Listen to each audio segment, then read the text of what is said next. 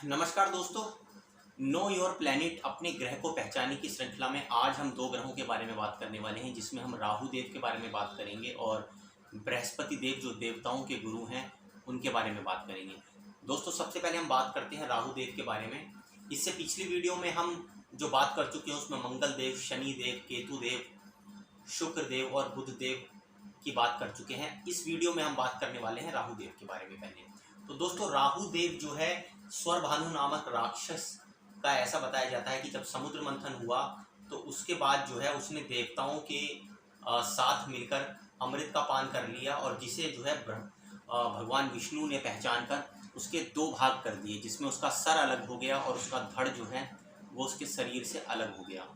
तो दोस्तों, जो सर था उसे राहु की संज्ञा दी गई है और जो धड़ बचा उसे केतु की संज्ञा दी गई है। तो राहु जो है वो अपने आप में ऐसा ग्रह है कि जिसके पास असीमित भौतिक इच्छाएं हैं और उस असीमित भौतिक इच्छाओं को राहु प्रदर्शित करता है, दिखाता है किसी की भी कुंडली में, लेकिन उसके पास उनको भोगने के लिए शरीर नहीं है। तो दोस्तों, जब भी किसी व्यक्ति की कुंडली में राहु अगर उसके लग्न में बैठे हों तो आप ये मान के चलिए कि ऐसा व्यक्ति भौतिकता में जो है वो बहुत ही ज़्यादा रुचि दिखाने वाला होगा, बहुत ही उसकी तरफ तत्परता दिखाने वाला होगा। बेशक वो उनको भोग पाए या ना भोग पाए, लेकिन उसके प्रति आसक्ति उसकी जो है बहुत ज़्यादा होगी। दोस्तों, राहु कुंडली के अंदर जिन भी भावों में बैठता है वहाँ पर वो अशांति को दिखाता है, कुछ ऐसी डिस्टर्बेंस को दिखाता है जो आकस्मिक होती हैं, जो अचानक होती हैं। अचानक होने वाली दुर्घटनाओं का संबंध भी राहु से ही होता है। उसके साथ साथ जो है राहु को ऐसा बताया जाता है, कोई कुंडली के अंदर कोई भाव विशेष नहीं दिया गया है, वो बुध देव की ही दोनों भावों को, मिथुन और कन्या को अपना जो है भाव मानता है और उन्हीं में जो है अपने श्रेष्ठ रिजल्ट देता है। दोस्तों, कुछ जगह ज्योतिष में ऐसा ही बताया गया है कि राहु जो है कुछ विशेष स्थानों में बैठकर जो है वो शुभ फल भी प्रदान करता है। जैसे तीसरे, छठे और 10वें भाव में अगर राहु बैठा हो तो कुछ विशेष परिस्थितियों में वो शुभ होता है, और अगर छठे में विशेषकर बैठा हो तो रोग, रिपु और ऋण तीनों का जो है वो नाश करता है। ऐसा व्यक्ति शत्रु पे विजय प्राप्त करने वाला होता है। ऐसे व्यक्ति पे अगर कर्जा हो तो उसका नाश कर देता है कर्जे का वो, और अगर किसी प्रकार के रोगों में ऐसा व्यक्ति घिरा हो तो उन रोगों से भी बाहर निकल जाता है। तो दोस्तों, राहु के साथ जो है कुछ ज्योतिषों का ये भी मत है कि जो वृषभ राशि है, जो शुक्र की राशि है, अगर उसमें बैठा हो राहु तो वो भी शुभ परिणाम देता है। दोस्तों, इसके अलावा जो है कुछ जगह पे ऐसा बताया गया है कि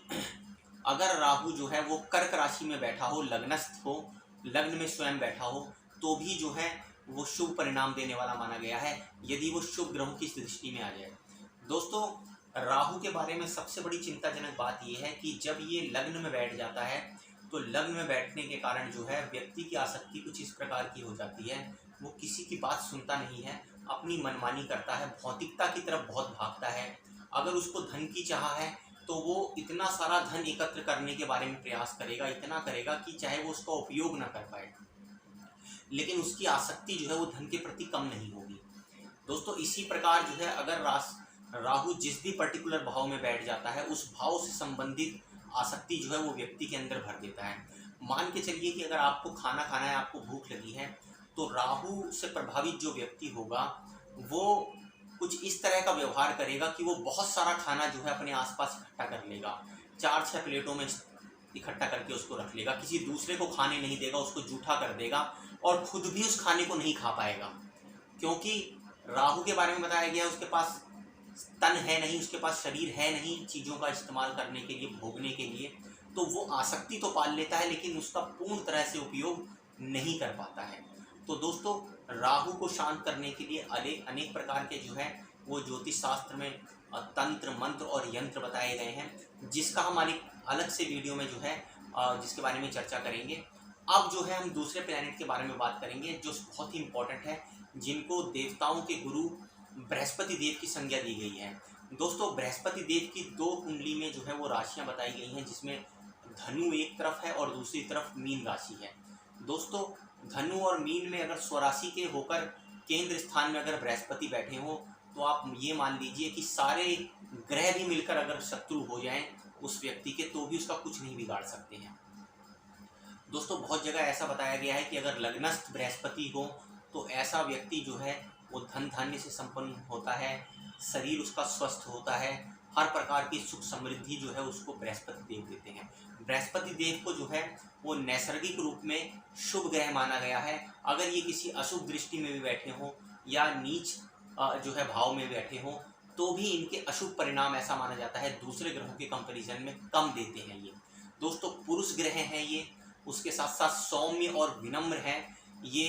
जो है ज्ञान को देने वाले देव हैं, इनको ज्ञान का भंडार माना गया है, गंभीर हैं, गंभीरता लिए रहते हैं। दोस्तों जब बुध और बृहस्पति को हम दोनों को देखते हैं तो बुध भी जो है वो बुद्धि को प्रदर्शित करते हैं और बुद्धि के साथ साथ जो है वो कुछ नई चीज़ों को डिस्कवर करने की तरफ भी जो है व्यक्ति को अग्रसर करते हैं। लेकिन बृहस्पति से जो व्यक्ति प्रभावित होता है वहाँ पर आप देखेंगे तो उस व्यक्ति के अंदर गंभीरता होगी, वो ज्ञान को बिल्कुल सटीक तरीके से इस्तेमाल करेगा, भौतिकता और आध्यात्म का एक मिला जुला तालमेल उसके पास होगा